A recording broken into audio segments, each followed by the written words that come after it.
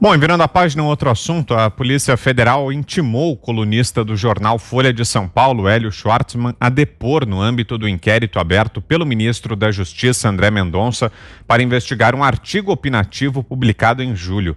O texto em questão leva o título de "Por que torço para que Bolsonaro morra?". No artigo, Schwartzman comenta o fato de o presidente ter contraído Covid-19, imaginando que, se ele morresse, o combate à pandemia no Brasil ganharia força e evitaria outras milhares de mortes. À época, a Folha afirmou em nota que o colunista emitiu uma opinião. Pode-se criticá-la, mas não investigá-la.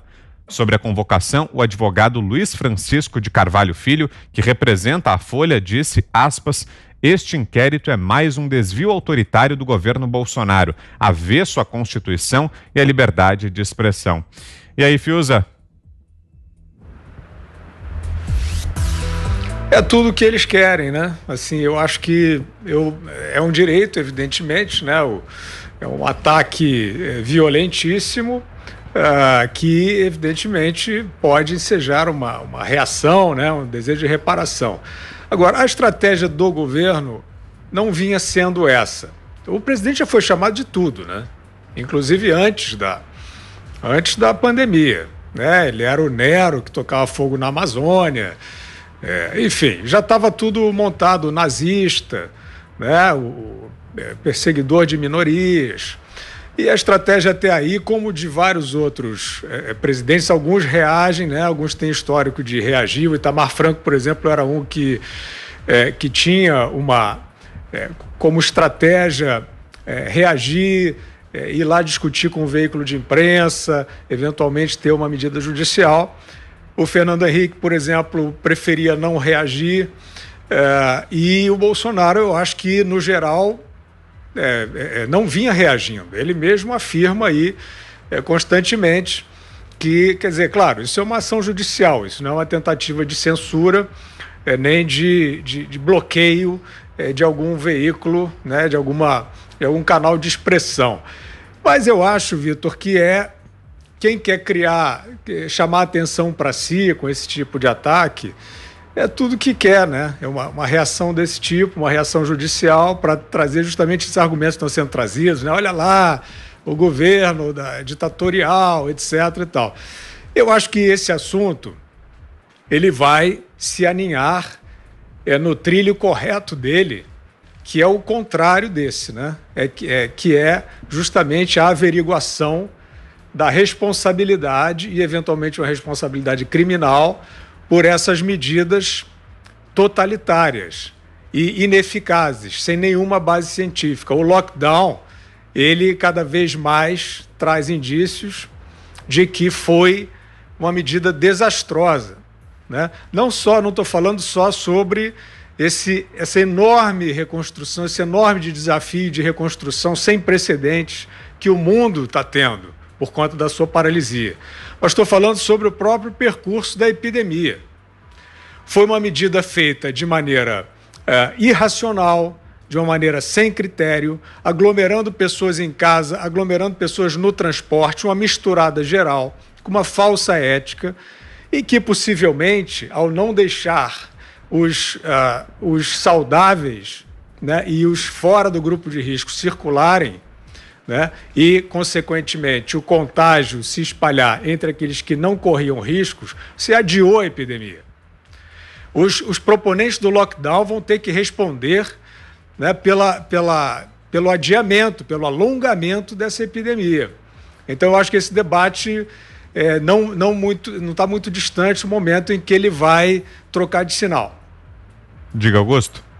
Esse artigo foi um dos mais infelizes que eu já li e basta a incorporação dele para sempre ao portfólio do autor para que a punição se consuma. Eu achava que o governo não deveria reagir dessa forma só para não valorizar aí o que é uma bobagem e não dar pretextos ao advogado da Folha, que vem sempre com o mesmo discurso, afirmando agora que quem recorre à justiça, ele está acusando de desvio autoritário, avesso à Constituição e à liberdade de expressão. Olha aqui, A liberdade de expressão que nós defendemos é o seguinte: dá todo o direito a quem se acha ferido na honra de te processar. Eu não me incomodo nem um pouco com quem processa. Vamos lá, a justiça decide. Eu não acho que é um desvio autoritário. Nunca achei. Agora, desvio autoritário, um desvio mental é desejar a morte de alguém, sobretudo publicamente. Se você no impulso deseja isso, é melhor você se conter, porque você tem uma certa vocação para carrasco, né? Nos tempos modernos não tem sentido. Se não existe a pena de morte, tal, você não vai aplicá-la, né? Não interessa se você vai recorrer a um vírus chinês ou a um cangaceiro da terra do Ciro Gomes, por exemplo. Tem nada disso. Mas errou a tese. Aliás, tinha um nome ali, consequencialismo, né? Isso, era a doutrina que ele seguia ali. Exato, a consequência. Errou na doutrina e errou na previsão, porque o Bolsonaro está certo quando ele fala, e sobretudo agora ainda, quando fala sobre a covardia de quem insiste nessa história de 8 horas de funcionamento. Abre logo esses shoppings e tal, para com essa frescura. Bobagem, não funcionou. O que tem que fazer funcionar é a economia. Os bares e restaurantes ficam abertos, as pessoas com medo não vão. É o fim do mundo. Isso, então ele contribuiu, o autor do artigo, Hélio Schwartzman, para esse jornalismo aí funerário, né, para as consequências dele. Agora, vários jornais, durante muitos anos, alguns mantêm esse hábito, não dão destaque, alguns nem publicam, a notícia sobre suicídio e sequestro. O Jornal do Brasil, eu trabalhava lá, ficou anos sem noticiar sequestro porque a suspeita, que é bem fundamentada, de que isso estimula alguns delinquentes a ter uma ideia, né? Por que não repetir isso aqui?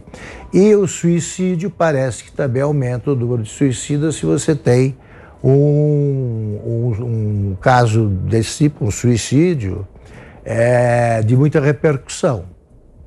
Agora, é evidente que você fala, eu torço pela morte do presidente, que já sofreu um atentado. É evidente que você vai acender uma lâmpada já funcionando mal, com os fios, né, dando choque, você vai acender a mente dos bandidos que gostariam mesmo de matar o presidente. Agora, fez isso para fazer bonito na Vila Madalena, tá? Para chegar e falar, olha só o que ele escreveu, quer matar o presidente. Isso é uma bobagem. E agora vai se acha que não fez nada de ilegal, vá para a justiça, defenda-se e para de mimimi e choradeira. Diga, Zé. O Hélio Schwartzman exagerou, né? E essa é a minha opinião, e eu respeito a opinião dele, né? Opinião contra a opinião. Mas a opinião também tem limite. Essa história de consequencialismo, na verdade, o nome disso é o Exterminador do Futuro, né? Aquela série, aquela história de Schwarzenegger, né, que foi o ator, de que uma pessoa visita o passado para eliminar alguém que seria um grande líder no futuro, né? Esse nome de consequencialismo, na verdade, é isso. É o Exterminador do Futuro, isso que ele tentou ser. Eu acho que esse tipo de procedimento, Augusto, você tem razão, isso aí alimenta os ódios e alimenta também cabeça de malucos. Nem vou dizer de assassinos e tal, mas de malucos, que só um maluco vai entrar numa jornada dessa, de tentar entrar na política dessa forma. Isso não existe. E por outro lado, entrar na justiça é comum.